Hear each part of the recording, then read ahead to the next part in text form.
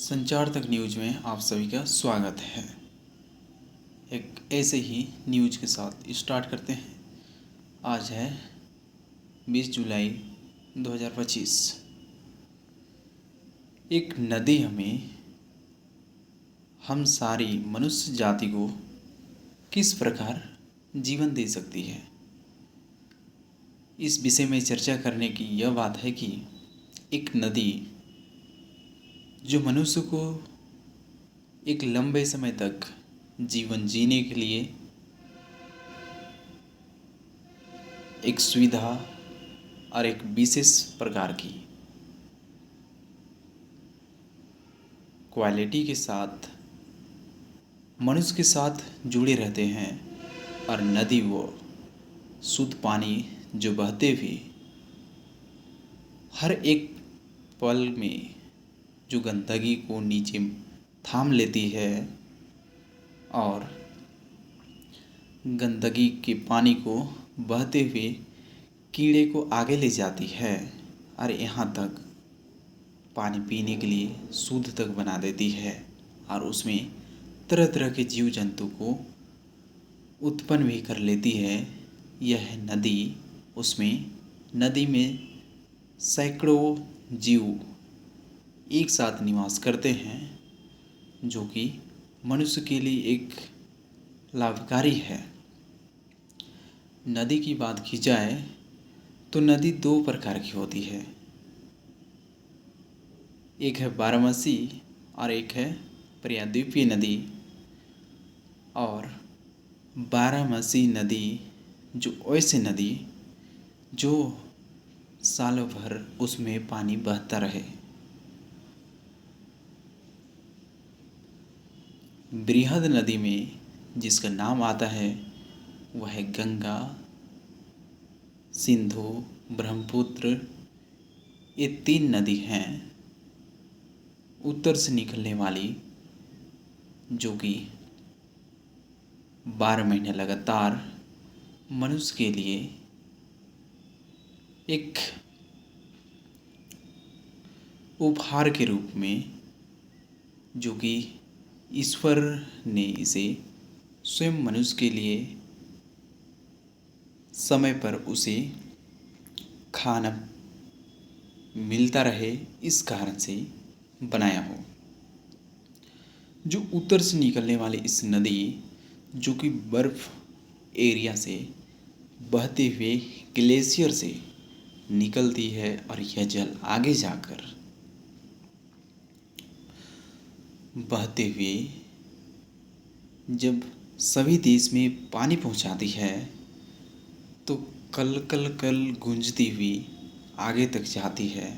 और यह पानी हमेशा की तरह अपने साथ अनेक चीज़ लेके जाती है, जो कि यह चीज़ बहुत ही काफ़ी है।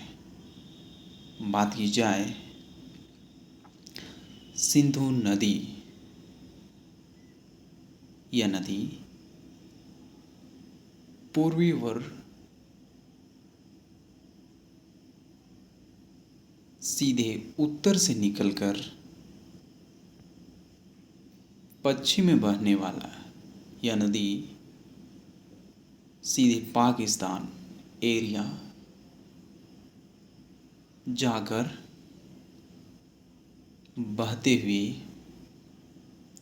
पाकिस्तान लाहौर एरिया चला जाता है। साथ ही साथ ब्रह्मपुत्र की बात की जाए तो तिब्बत से होते हुए अरुणाचल प्रदेश में ग्रहण करती है और इसे तिब्बत में सोमपो के नाम से जाना जाता है। और साथ ही साथ जब अरुणाचल प्रदेश में होते हुए यह नदी पश्चिम बंगाल में जाकर बहती है और गंगा है जो गंगोत्री से निकलकर सीधे सभी राज्यों में उत्तर से बहते हुए हिमाचल से होते हुए उत्तर प्रदेश, झारखंड की उत्तरी जिला और बिहार होते हुए यह पश्चिम बंगाल में जाकर यह नदी सीधे जाकर अपनी जल प्रवाहित पश्चिम बंगाल में करती है।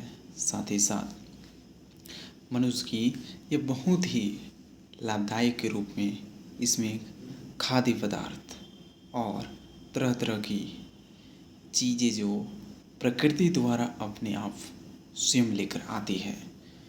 बात की जाए इसमें आने वाली अपवादों की, तो जब अपने साथ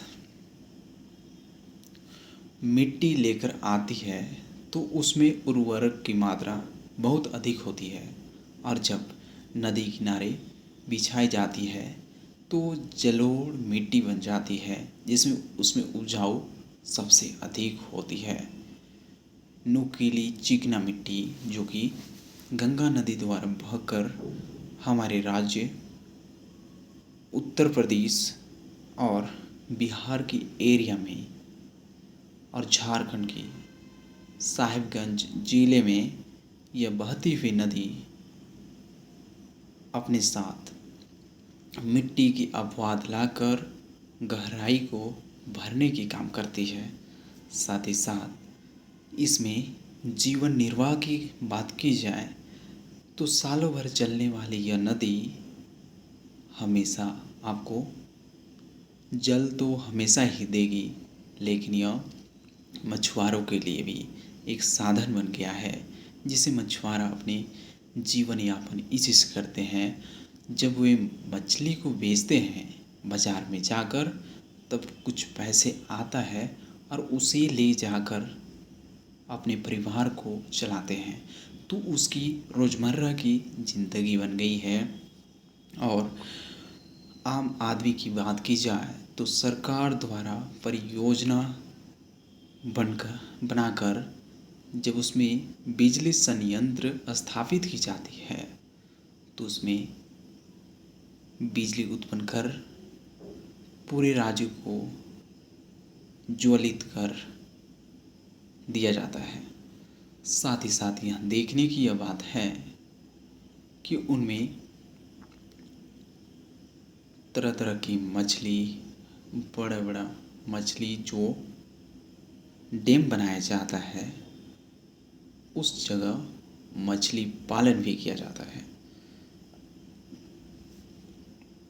और यह नदी हमेशा तेजी से बहती हुई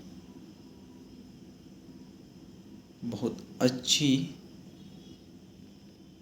साथ ही साथ ब्रह्मपुत्र नदी की बात की जाए तो यह बहने वाली, डेली बहने वाली उत्तर में चलकर हर बार जब गर्मी की मौसम हो तो कृषि की उत्पन्न की जाती है, तो इसमें पटवन की काम इन्हीं नदियों के द्वारा की जाती है।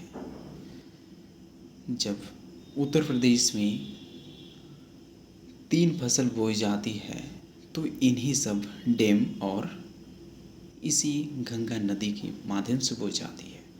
तो नदी हमारी क्या है? नदी हमारे जीवन है। ईश्वर ने हमें जीवन के रूप उपहार में दिया। और हम प्रियाद्वीप नदी की बात की जाए तो वे तमाम छोटी नदी आती है जिन्हें हमारे घरों से जब पानी बहकर वर्षा से पानी होती है तो घरों से बहती हुई निकलती है, छोटी स्रोत लेकर निकलती है और छोटी गड्ढे बनाते हुए आगे जाकर किसी छोटी नदी में उस पानी को प्रज्वलित करती है और आगे जाकर निकलती है। तो वही हमारी प्रियाद्वीप नदी है। और प्रियाद्वीप नदी आपको 50 किलोमीटर 40 किलोमीटर के अंदर में आपको कहीं ना कहीं मिल ही जाएगी। और यह नदी आपको इस तरह की जीवन प्रोवाइड करती है जो कि आपके लिए जीवन में जितने भी कृषि उत्पन्न करनी हो डैम बनाना हो, साथ ही साथ इस पानी को हम अपने जीवन में सरकार द्वारा फिल्टर करके पीने के लिए लाया जा सकता है। और खाने के लिए लोगों को मछली प्रोवाइड करता है नदी। और यही ही नहीं, यह नदी जब छोटी छोटी चट्टानों को चीरते हुए, टटोलते हुए और उसे टुकड़ा करके आगे बढ़ते हुए, जब यह नदी छोटी छोटी टुकड़ों को चूर करके आगे बढ़ते हुए जब रेत का निर्माण करती है, तब उसी से तो हमारा घर बनता है ना। जब रेत ही नहीं तो घर कहाँ से। तो प्रियाद्वीप नदी जो कि प्राथमिक स्तर वाले कोई भी उस बालू को अपने घर बनाने के लिए प्रयोग में ला सकते हैं। और इस बालू के प्रयोग हमेशा उच्चतम स्तर पर और बड़े स्तर पर तो इसकी बिजनेस के रूप में होती है, और सरकार इसमें प्रतिबंध और इसमें टैक्स लगाकर दूसरों को बेचती है। और यह नदी बहुत दूर तक, प्रियाद्वीप नदी बहुत दूर तक आगे जाकर बड़ी नदी में प्रवाहित होती है, और जिससे इसमें गर्मी की मौसम तक चलने वाली, और नई भी चलती है तो इसमें गड्ढे करके सिंचाई की जाती है। किसान के लिए लाभदायक है। और अगर गर्मी में छोटी खेतों में आप कृषि करेंगे तो आपको यह पानी प्राप्त करेगी और जीवन एक सफल बनाएगी। तो बस इतना ही। हम संचार तक चैनल को आगे एक बेहतरीन बनाएंगे। आप लोग सब्सक्राइब करना मत भूलिए। मेरा नाम सीताराम।